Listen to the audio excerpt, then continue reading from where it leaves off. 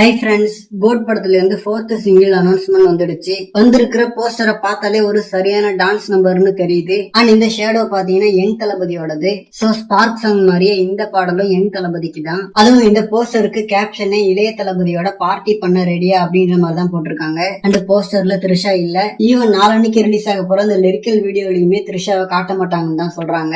ஏன்னா ஒரு ஸ்பெஷல் கேமியோன்றப்ப அது படத்துல பார்த்தாதான் கொஞ்சம் சர்ப்ரைஸா இருக்கும். அண்ட் ஸ்பார்க் சாங் வரும்போது அது ஒரு டான்ஸ் நம்பரா இருக்கும்னு எதிர்பார்த்தோம். பட் அதுல டான்ஸ் மூமெண்ட் எல்லாமே கொஞ்சம் லைட்டா இருந்தது ஏமாற்றம். அண்ட் விசில் போடு சாங்ல டான்ஸ் இருந்தாலும் அதுல எல்லாரும் ஆடுறாங்க. சோ தளபதிக்குன்னு தனியா ஒரு ஸ்பெஷல் டான்ஸ் நம்பருக்காக தான் வெயிட் பண்ணோம். தேங்க்ஃபுல்லி 4th சிங்கிள் அந்த மாதிரியான ஒரு சாங்கா அமைஞ்சிருக்கு. அண்ட் சிங்கர்ஸ் யாருன்றத ரிவீல் பண்ணல.